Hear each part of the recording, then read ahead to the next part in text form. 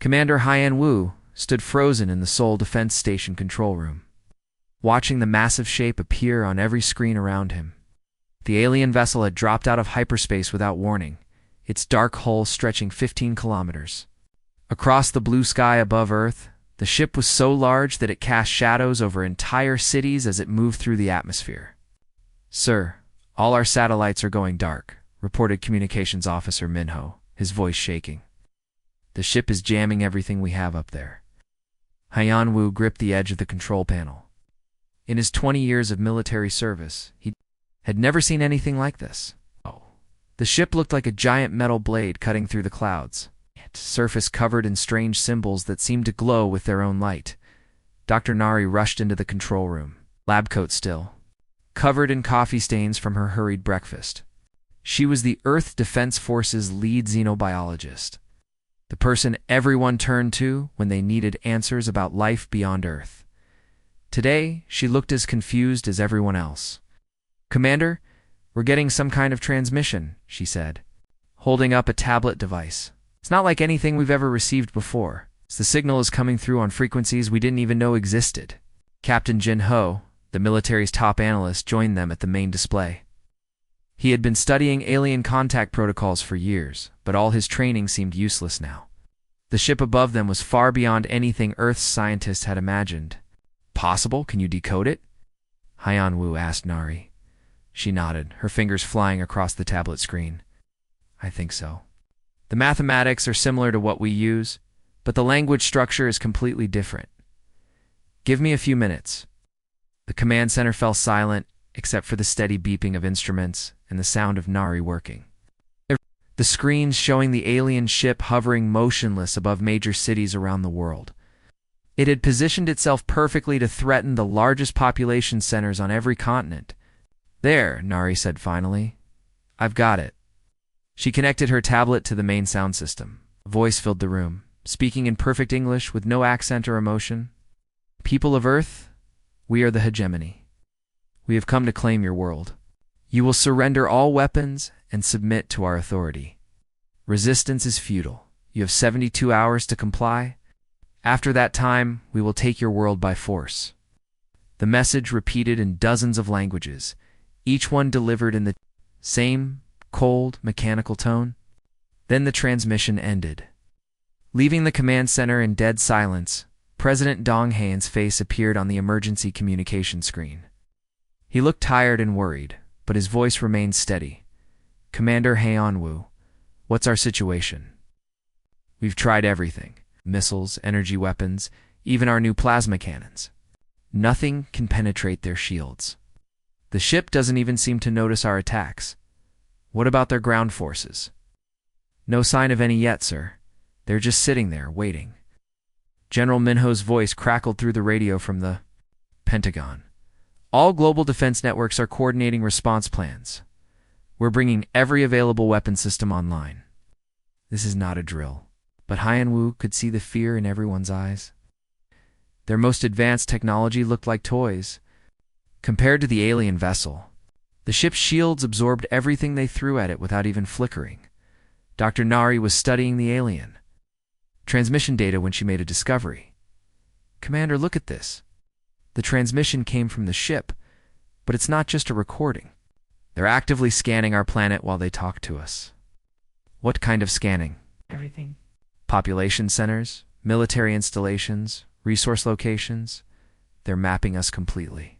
Captain Jinho pulled up tactical displays showing the ship's position. "They're not just threatening us, they're studying us. This is how they prepare." For invasion, the hours passed slowly. Around the world, people watched the news as governments tried to maintain calm. But panic was spreading. The alien ship was visible to anyone who looked up, a constant reminder that humanity was no longer alone in the universe. At the United Nations, emergency sessions ran through the night. Every nation on Earth was sharing intelligence and resources. For the first time in history, the threat was too big for any single country to handle alone. Sir Minho called out, "We're getting reports from around the globe. The ship is demonstrating its power." The screen showed footage from different cities. Military satellites exploded in brilliant flashes of light. Defense platforms that had taken years to build were destroyed in seconds. The alien ship was showing humanity exactly how helpless they were. In her laboratory, Dr. Nari worked frantically to understand the alien technology. Every scan of their ship revealed new mysteries. The materials were unknown, the energy signatures were impossible by human science, and the ship's size suggested a civilization far more advanced than Earth's. "We've done this before," she told Hanwoo during a brief break. "The scanning, patterns, the demonstration of power, even the 72-hour deadline. This feels like a standard procedure. You think they've invaded other worlds? I'm sure of it. This is too organized, too efficient. They know exactly what they're doing." As the first day ended, the alien ship remained motionless above Earth. No further communication came from the hegemony. They had delivered their ultimatum, and now they waited, confident that humanity would surrender like so many others before them, but they had made one crucial error. They had never encountered a species quite like humanity. While other civilizations might have submitted to overwhelming force, humans had a different response to impossible odds. They got angry. In military bases around the world, soldiers cleaned their weapons and prepared for battle. In laboratories, scientists worked around the clock to find weaknesses in alien technology. In homes and schools, ordinary people began organizing resistance groups. The aliens had sent one ship to conquer Earth, believing it would be enough. They had conquered 17 worlds using the same strategy.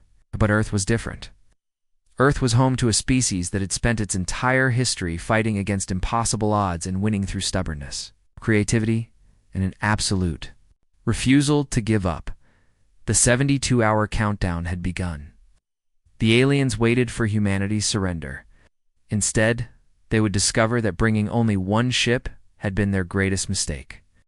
The second day began with the sound of thunder rolling across the sky, but it was not weather that made the noise. Small craft were dropping from the massive alien ship, their engines roaring as they descended toward Earth's surface. War Commander Vexstar stood in the command center of the lead assault craft, watching the blue planet grow larger through the viewing port. He had led ground invasions on 17 worlds, and each one had followed the same pattern. The inhabitants would see the power of the hegemony ship. Panic would spread, and surrender would follow within hours. "Begin landing procedures," he ordered his troops. Standard occupation protocol. Establish control points in major population centers and wait for their leaders to surrender. The alien soldiers checked their weapons and armor one final time. Each warrior stood 7 feet, tall, covered in powered armor that could stop bullets and energy blasts. Their weapons fired beams of pure energy that could cut through steel like paper. They had never met a species that could resist them for more than a few days.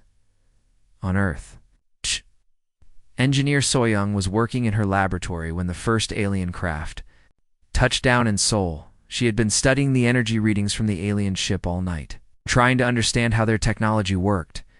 Her computer screens showed wave patterns and frequency readings that should have been impossible. "Dr. Tommen, look at this," she called to the physicist working beside her. "Their shields operate on a very specific frequency range. If we could disrupt that frequency." Taman rushed over to examine her data. "You're right, but we would need to generate an electromagnetic pulse at exactly the right frequency. Too high or too low and it won't work." "What about the old EMP devices from the military warehouse? Could we modify them?" "It might work, but we would need to get close to their ships. Very close." Across the city, Hacker Collective leader Wu Jin sat in his darkened apartment, fingers flying across multiple keyboards.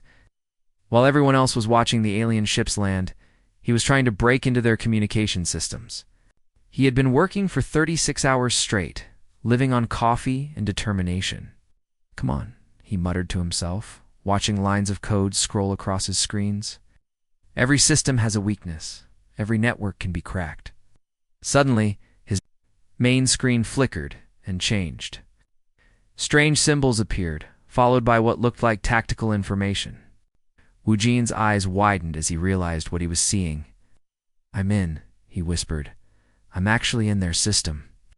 The alien communication network was more advanced than anything on Earth, but it followed similar principles. Data packets moved between ships, carrying orders and status reports. Wu Jin began copying everything he could, saving files that might help humanity understand their enemy. Meanwhile, in a garage across town, mechanic Kung Zu was examining pieces of alien technology that had fallen from one of their ships during landing. The metal was unlike anything he had ever seen, but he recognized the basic principles of energy flow and circuit design. If this conducts energy, he said to himself, then maybe I can use it to make our weapons more powerful. He began connecting alien components to human electronics, creating hybrid devices that sparked and hummed with strange energy. Most of his experiments failed, but some worked in unexpected ways. One device created a small energy shield. Another generated a beam that cut through metal. The alien ground forces established their first control point in the center of Seoul. War Commander Vexstar expected local authorities to arrive within hours, ready to negotiate surrender. Instead, he received reports of strange resistance activities. Commander reported his communications officer, "We're detecting unauthorized access to our network. Someone is inside our systems. Impossible. Our security protocols are unbreakable. The intrusion is ongoing. They're copying our tactical databases." Vexstar's mandibles clicked in frustration. In 17 previous invasions, the local species had never managed to penetrate hegemony networks. These humans were proving more resourceful than expected. Then came the first attack. Resistance fighter Hae-1 led a small team armed with Kyung-Soo's modified weapons. They struck at an alien patrol, using hit-and-run tactics that the invaders had never encountered before. The aliens expected direct confrontation or complete surrender.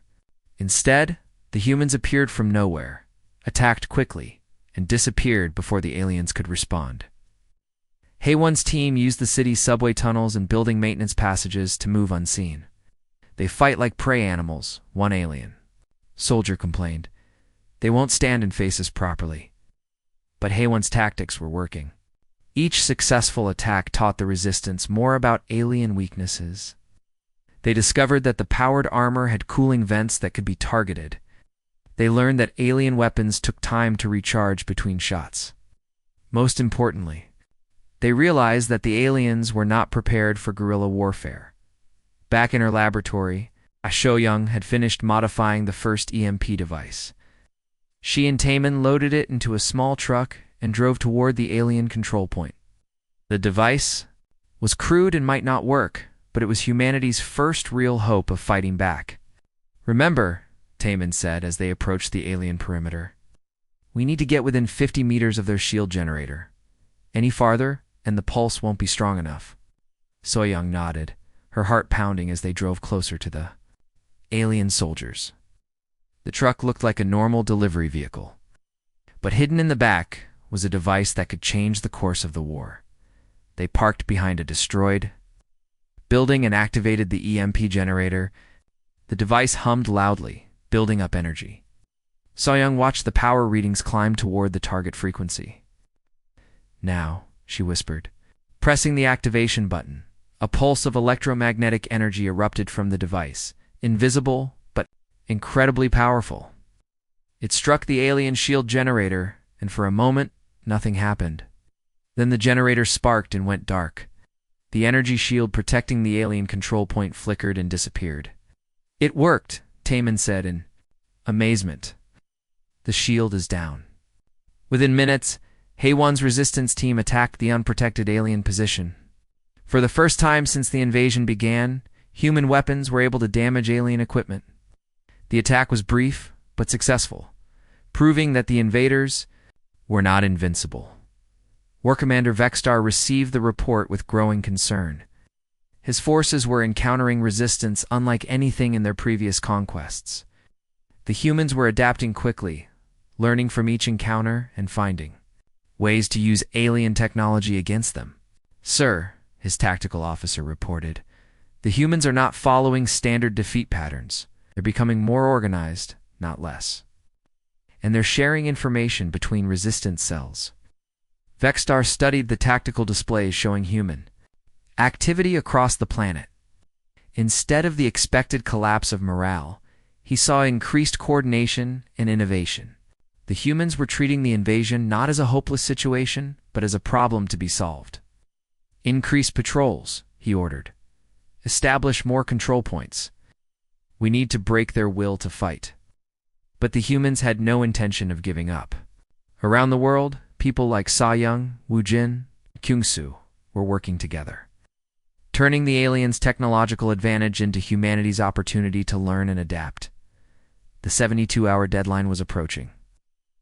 To surrender, humanity was preparing to fight back. Dr. Yan Esio had not slept in 48 hours. Her laboratory was filled with alien technology samples that resistance fighters had brought her from their raids. Pieces of armor, weapon components, and communication devices covered every table and workbench. The biological components are the key, she told her assistant, while examining a piece of alien armor under a microscope. Their technology isn't just mechanical, it's alive. She had discovered that alien weapons and armor contained living tissues that helped them function. These biological parts could be damaged by certain chemicals that were harmless to the mechanical components. It was humanity's first real advantage. If we can create a compound that attacks their biotechnology, she continued, we can disable their equipment without destroying it. Then we can study it and learn how to use it ourselves.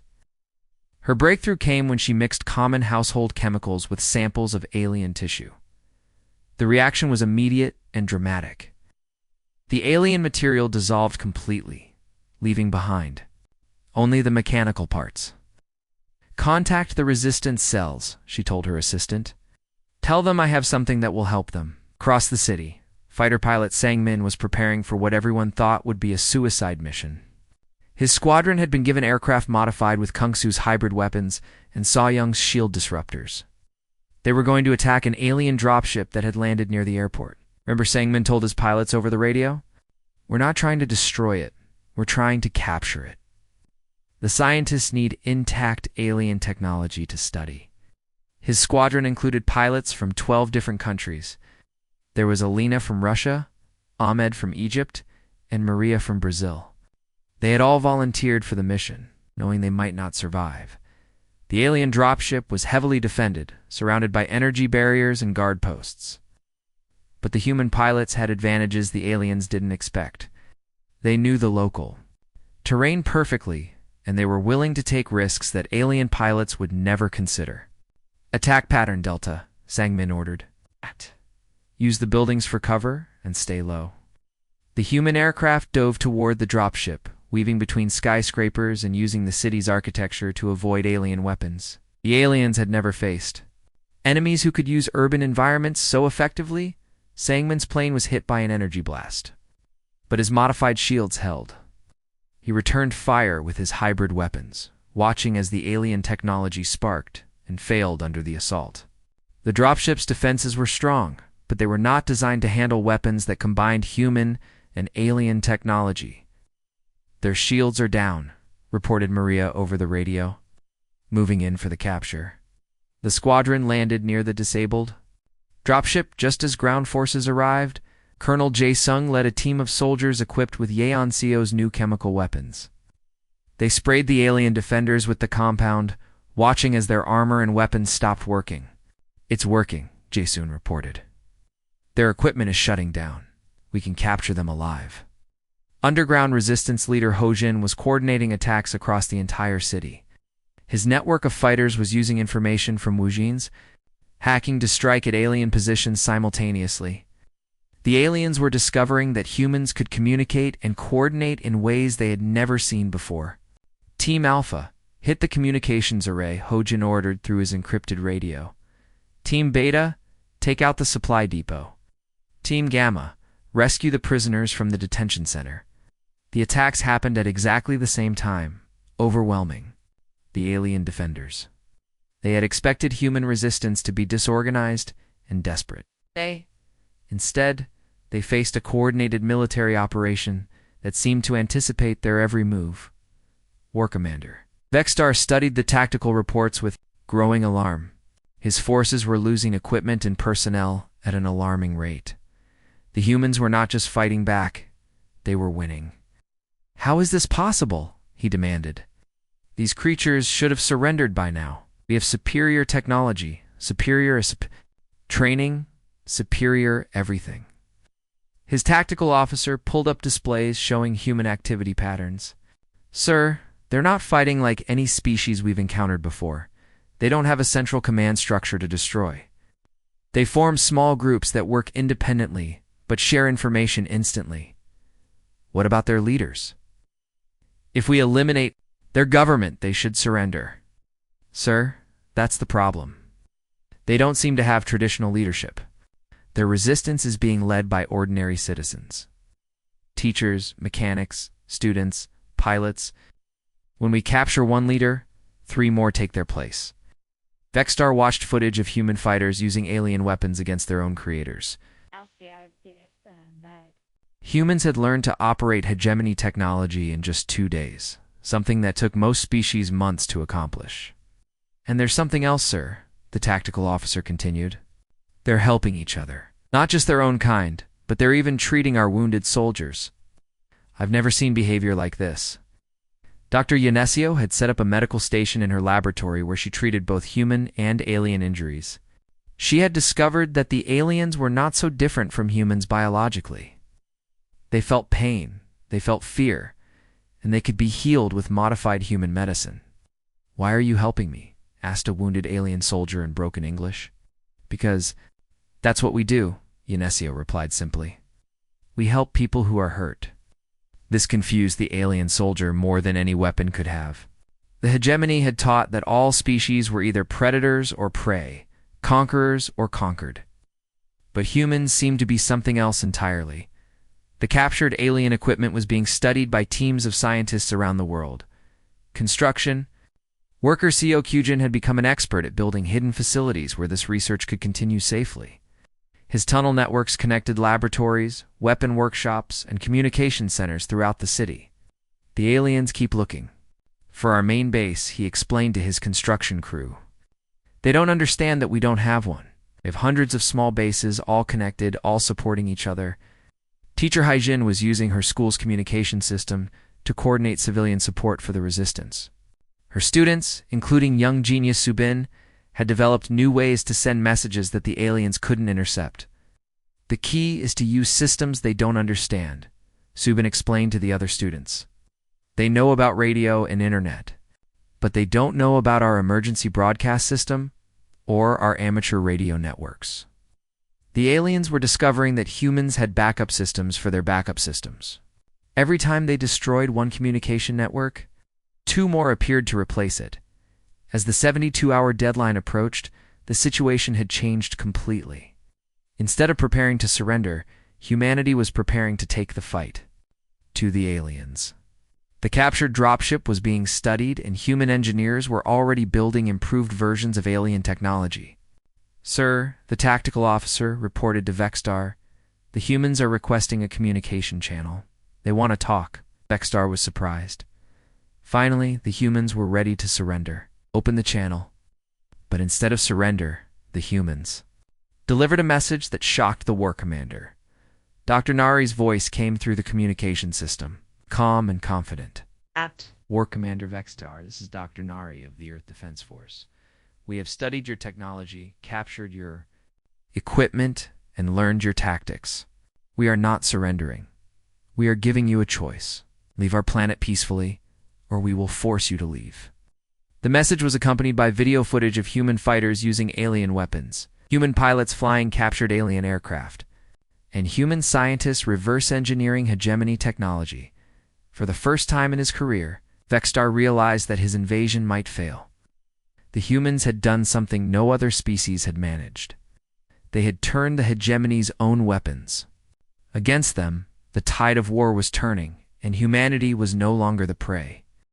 The alien occupation had lasted 3 months now, but instead of breaking human spirit, it had only made them stronger. In underground hospitals throughout the city, Medic Yunji worked tirelessly to save lives. Her medical station had become famous among both humans and aliens because she treated everyone equally. Bring him here, she called to her assistants as they carried in a wounded alien soldier. The creature's armor was damaged, and green fluid leaked from several wounds. Set him down next to the human patients. Her human patients watched in amazement as she worked to save their enemy's life. The alien soldier's eyes showed fear and confusion. He had been taught that humans were savage creatures who would torture prisoners. Instead, he found himself being healed by gentle hands.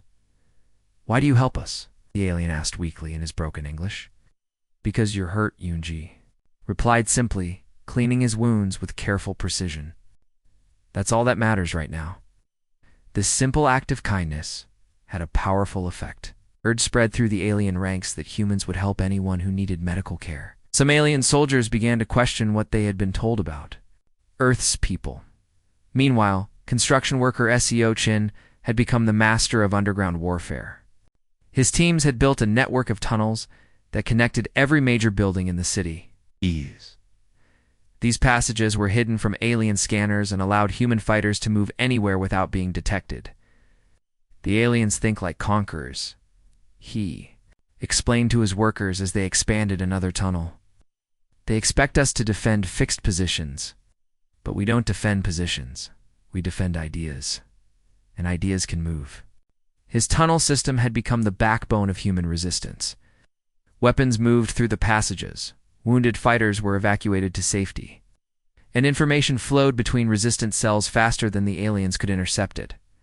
Teacher Hyjin had transformed her school into a communication hub. Her students had become experts at sending messages that the aliens couldn't understand or stop. Young genius Suben had developed a code based on children's games that was impossible for alien computers to break. "Aliens understand our technology," Suben explained to her classmates, "but they don't understand our culture. You can't decode messages hidden in playground songs or school announcements." The children had become an invisible army of messengers. They moved through the city freely because the aliens didn't see them as threats. But these young people were carrying vital information between resistance groups, coordinating attacks and helping plan the liberation of their world. Captain Dongmin led a special forces team that had been training for months to assault the main alien vessel. They had studied captured alien technology until they knew it better than its creators. Every piece of equipment had been modified to work with human biology and tactics. Remember, he told his team as they prepared for their mission, "We're not just soldiers anymore. We're explorers. No human has ever set foot on an alien spaceship before. Everything we learn up there could save our world." The team included engineers, scientists, and fighters from around the globe. They had trained together until they moved, like a single organism, each member knowing exactly what the others would do in any situation. Dr. Yunho spent weeks analyzing the alien mothership structure.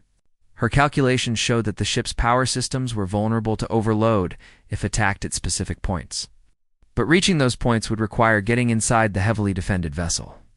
"The ship has 17 power nodes," she explained to Dongmin's team. "If we can damage just 5 of them, the entire ship will shut down, but we'll need to move fast. Once they realize what we're doing, they'll try to stop us." The assault began at dawn. Human aircraft launched from hidden bases around the world, all modified with alien technology. The ships were faster and more maneuverable than anything the aliens had faced before. They had been built by humans who understood both alien engineering and human creativity.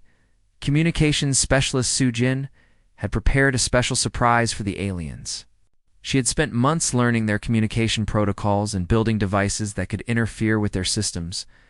When the human fleet attacked, she activated jammers that cut off all alien communications. "They can't talk to each other," she reported to the command center. "Their entire fleet is blind and deaf." The alien defenders were confused and disorganized. They had never fought an enemy that could jam their communications while using modified versions of their own weapons. The human attack was swift and devastating. Dongmin's team reached the alien mothership and began their boarding operation. The ship's interior was vast and strange, filled with corridors that curved in impossible directions. But the humans had studied the captured alien technology and knew how to navigate the vessel. "Power node 1 is down," reported the team's engineer as they planted their first explosive device. Moving to node 2, the aliens fought desperately to stop them, but the human team moved through the ship like ghosts. They used the aliens' own maintenance tunnels and service passages, appearing where they were least expected. As they worked, the team discovered something amazing. The ship contained detailed records of every world the aliens had conquered. There were maps showing the locations of alien fleets, descriptions of their military tactics, and files on 17 different species that had been enslaved. Download everything, Dongman ordered. This information could help us free all the worlds they've conquered. The mission was dangerous, but the humans had advantages the aliens couldn't understand. They worked together perfectly, each team member willing to sacrifice for the others. They adapted to unexpected situations instantly, and they never gave up, no matter how hopeless things seemed. Power node 5 is down, the engineer reported. The ship is losing power. Throughout the vessel, alien systems began failing. Emergency.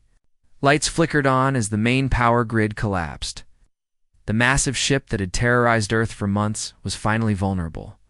But the humans weren't finished. They had learned that the real victory wouldn't come from destroying one ship. It would come from showing the galaxy that the hegemony could be defeated, that enslaved worlds could fight back and win. As alarms wailed throughout the alien vessel, the human team completed their mission. They had not only disabled the ship, they had stolen its most valuable secrets. The information they carried would change the balance of power in the galaxy forever. The aliens were about to learn that enslaving humanity had been their greatest mistake. Not because humans were the strongest or most advanced species, but because they were the first to refuse to stay defeated. The alien mothership drifted powerless in Earth's orbit, its massive hull dark except for emergency lighting. Captain Dongman's team had completed their mission, but what they found inside changed everything.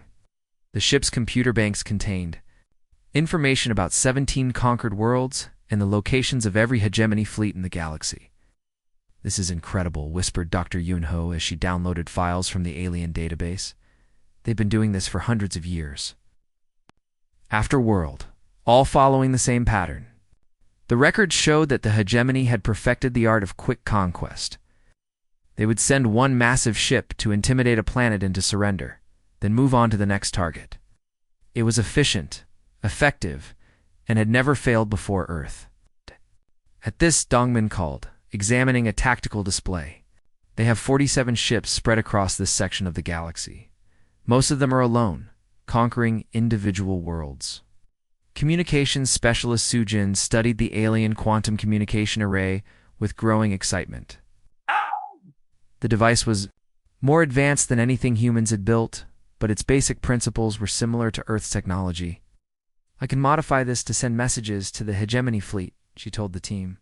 "If we're smart about it, we can make them think we're surrendering while actually setting them up for a trap." The plan was audacious and dangerous. Sujin would use the alien communication system to send false intelligence to the hegemony fleet, making them believe that Earth's defenses had collapsed. The message would include detailed locations of human military bases, resistance cells, and civilian populations. But every piece of information would be carefully crafted to lead the aliens into prepared kill zones. The seemingly complete intelligence breakdown would actually be humanity's most elaborate trap. "Are you sure this will work?" Dongman asked, as Sujin prepared the transmission. "The aliens have conquered 17 worlds using the same tactics," she replied. "They expect other species to behave predictably.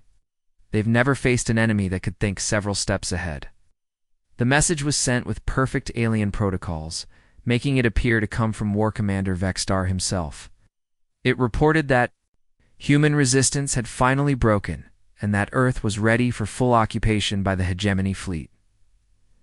Meanwhile, on the planet's surface, aerospace engineer Moon Hun was putting the final touches on humanity's greatest secret. Hidden in underground facilities around the world, humans had been building their own fleet using captured alien technology. "The ships are ready," he reported to the Global Command Center. "We've got 200 vessels, all equipped with hybrid human-alien technology. They're faster than anything the hegemony has seen before." The human fleet was unlike anything in galactic history. Each ship combined alien engineering with human innovation, creating vessels that could outmaneuver and outfight traditional hegemony craft. More importantly, they were crewed by humans who understood both alien tactics and human unpredictability. Fighter pilot Sang Min had been chosen to lead the space fleet.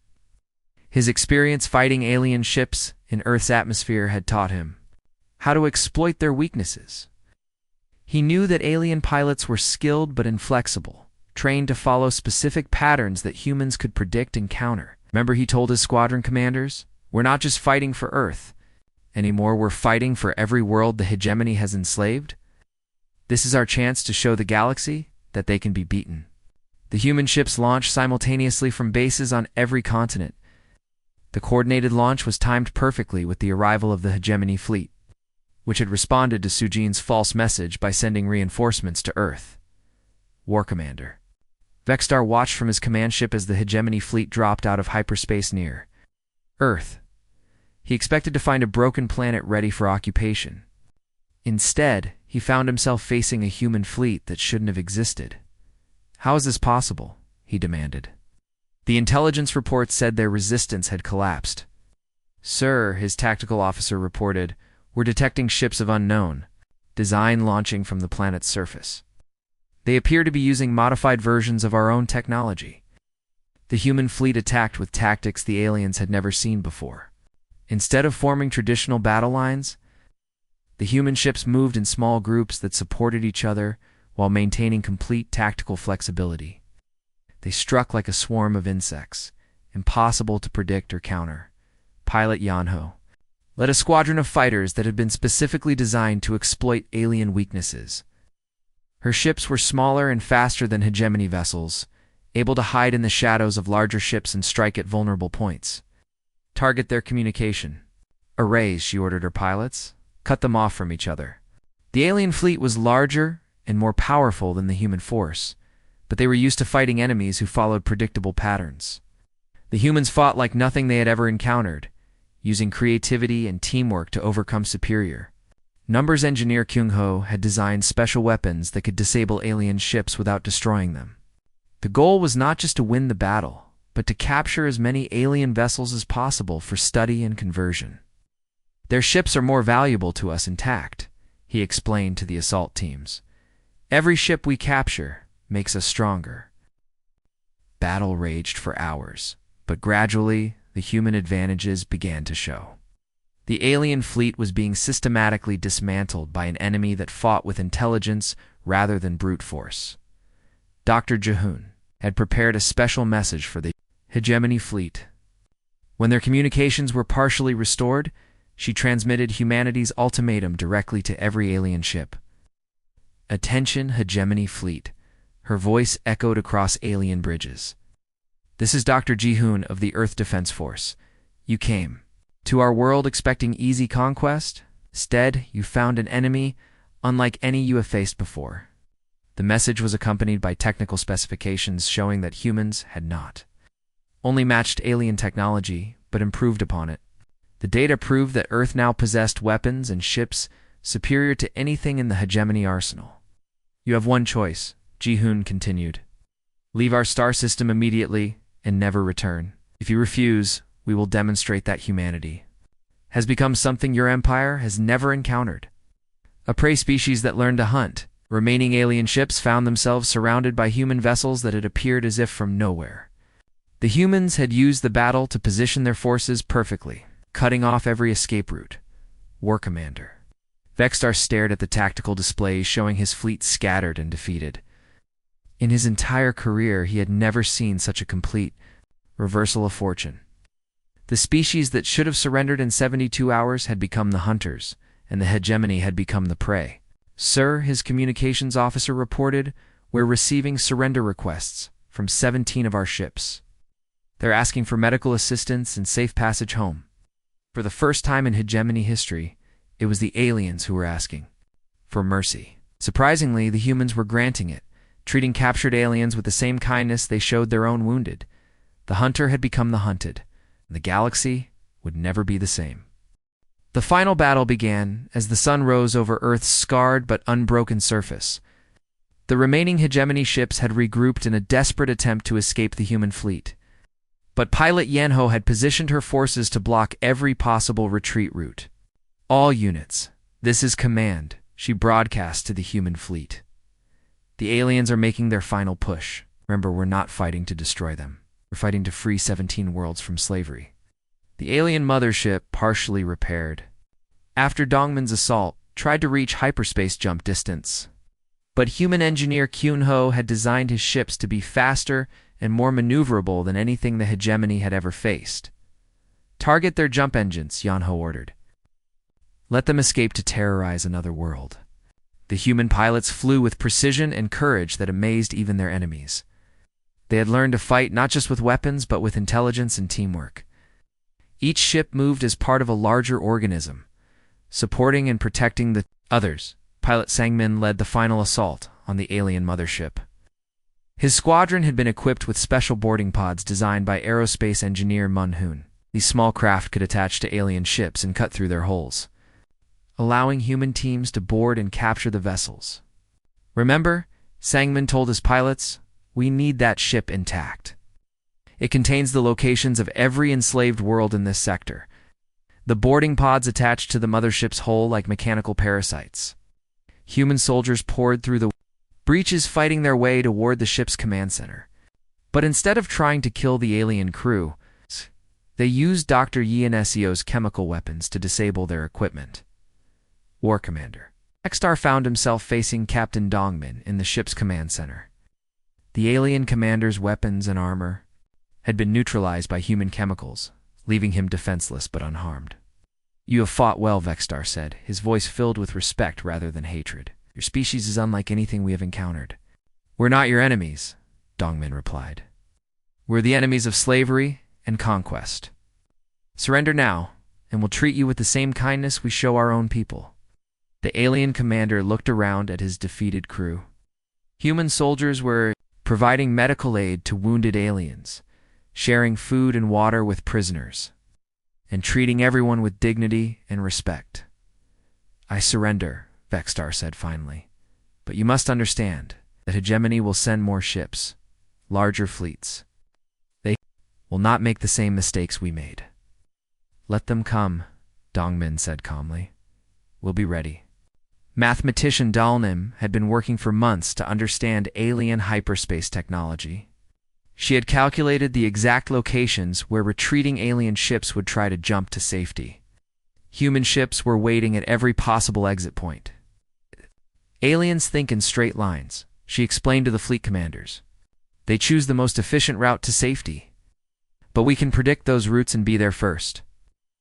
The last alien ships found themselves trapped in a web of human vessels that had appeared exactly where Dalnim had predicted. The mathematical precision of the trap was as impressive as the military victory. Dr. Ji-hoon opened a communication channel to the hegemony homeworlds. Her message would be transmitted across the galaxy, reaching every alien colony and fleet. "People of the hegemony," she said, her voice calm but powerful. "This is Dr. Ji-hoon of Earth. Your fleet came to our world expecting easy conquest. Instead, they found something your empire has never encountered before." The message included video footage of human ships using advanced technology to defeat alien forces. It showed human soldiers treating alien prisoners with kindness and respect. Most importantly, it showed that the hegemony could be defeated. "We are not your enemies," Ji-hoon continued. "We are the enemies of tyranny and oppression. Any world that wishes to be free need only call for our help. Oh, we will come." The message was accompanied by technical specifications for human-alien hybrid technology. The data proved that Earth had not only matched hegemony science but had improved. Upon it, the galaxy's balance of power had shifted permanently. Construction worker turned General Bioram stood in the command center watching the final alien ship surrender. The woman who had once built tunnels and hidden bases was now overseeing the construction of humanity's first interstellar fleet. "The shipyards are ready," she reported to the Global Council. "We can begin production of exploration vessels immediately. The galaxy is waiting for us." The captured alien technology had been combined with human innovation to create ships unlike anything ever seen. They were faster, more efficient, and more versatile than pure alien or human designs. Most importantly, they were crewed by humans who understood both alien tactics and human unpredictability. Teacher Hyjin had been chosen to lead the first diplomatic mission to the enslaved worlds. Her experience coordinating civilian resistance had taught her how to organize complex operations while maintaining unity of purpose. "We're not going as conquerors," she told her team. "We're going as liberators. Our job is to help other species find their own strength, not to impose our will on them." The former student Su Ben and her classmates had become experts at creating communication networks that could span star systems. They would help enslaved worlds coordinate their own resistance movements while staying in contact with Earth. Medic Yunji prepared medical supplies for the journey to alien worlds. Her reputation for treating all beings equally had spread throughout the galaxy, making her a symbol of human compassion even among former enemies. "Every species deserves to be free," she said while packing medical equipment. "We're going to help them remember what freedom means." The alien prisoners were given a choice. They could return to the hegemony and report humanity's victory, or they could stay and help build a new kind of civilization based on cooperation rather than conquest. Many chose to stay. War Commander Vexstar himself requested permission to join the human fleet, saying that he had learned more about honor and courage from his captors than from a lifetime of conquest. "You have shown us a different way to live," he told the Human Council. "Allow us to help you spread that message to the galaxy." The great irony was not lost on anyone. The hegemony had sent one ship to conquer Earth, believing that overwhelming force would break human resistance. Instead, they had taught humanity about alien technology and revealed the locations of every enslaved world in the galaxy. Their invasion had transformed a single planet into the spark that would ignite rebellion. Across the stars, the prey had become the hunters. The galaxy would never be the same as the first human exploration ships prepared to launch. Commander Hyenwu stood where it all began, in the Seoul Defense Station. He watched the stars and smiled, knowing that humanity was about to take its first steps into a larger universe. The aliens had made their last mistake. They had underestimated the one species in the galaxy that grew stronger through adversity, that turned disadvantages into advantages, and that refused to accept defeat even when victory seemed impossible. Earth was no longer alone. The galaxy was full of enslaved worlds waiting for liberation, and humanity was ready to answer their call. The hunt had begun.